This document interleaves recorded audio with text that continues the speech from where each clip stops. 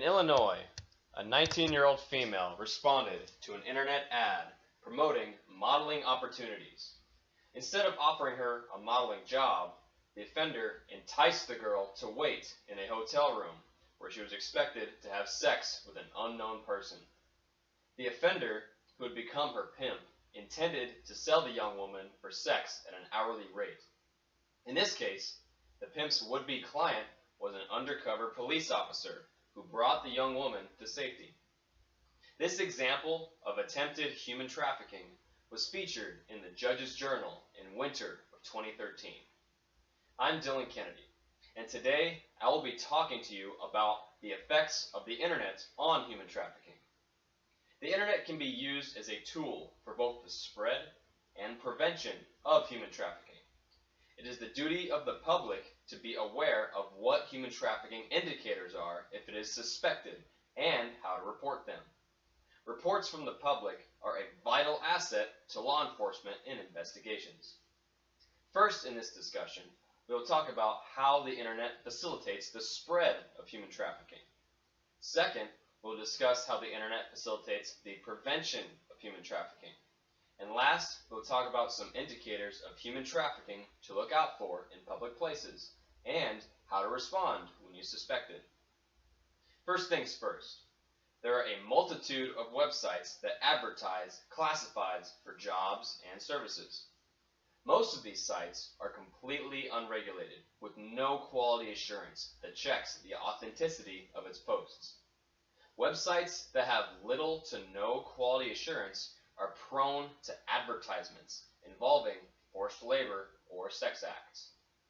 Deregulation essentially allows criminals to get away with more because there's hardly anyone following their tracks to see if there are any red flags in their posts. A lack of records from deregulated sites make police efforts much longer and more difficult during investigations because there won't be any evidence or leads to go off of. A potential benefit of keeping records is finding any trends of habitual offenders and their customers, such as posts using the same phone numbers, addresses, names, or nicknames.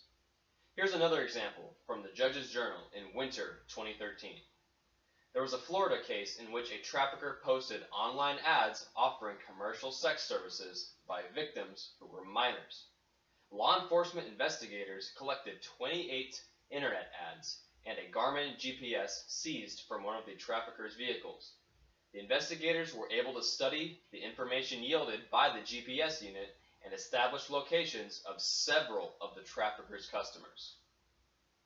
So now that we've seen an example on how the regulation of websites can prevent the spread of forced labor or services, let's now look at how the internet can also facilitate the spread of groups that are anti-human trafficking. Groups that spread the knowledge of human trafficking do so through a variety of means. The most common way of getting people to join a cause in human trafficking awareness is through survivor stories on social media. This is because the stories bring about a very emotional response in users and can connect with them on a personal level, possibly getting the user to wonder, what if I were in their shoes? Rachel Gong with the Journal of Technology and Human Services stated in January 2015 that anti-trafficking activists tell stories of both survivors and supporters in order to inspire users to action. Any outrage and anger needs to be directed at a target against which action can be taken, a villain against whom an attack can be mounted. A less common way of gaining members is by displaying statistics. This, of course, is less interesting than stories, but can help paint a full picture of how evil human traffickers really are. So once the public learns of human traffickers that cause suffering in their victims around the globe, they'll want to step up and take action in the matter, right? But how can someone help? Well, a keen eye while out in public is crucial for looking out for potential human trafficking victims. Most victims may still lead seemingly normal lives during the day. They may work jobs or go to school. You might pass them every day and you wouldn't know unless you knew what signs to look for. In November 2012, Jonas Polsman listed some indicators of human trafficking in the International Journal of General Systems, which included not knowing what their working address is, not carrying their own identity papers, working at different places from time to time, and indications of dependence on the exploiter, such as tattoos. Victims also may be with someone who looks out of place, such as age differences or drastically different clothes.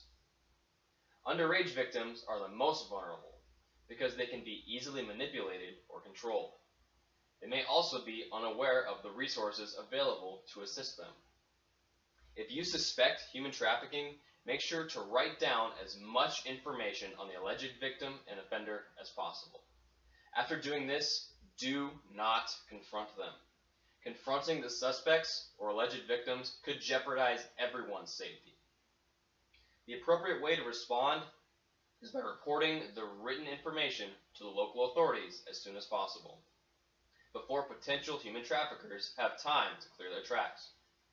In conclusion, the internet serves as a vital tool for law enforcement, even though it can be abused by underground human trafficking networks. Each member of the public has a great responsibility to understand potential indicators of human trafficking and how to respond. I hope you learned something during our discussion today. Thank you for listening.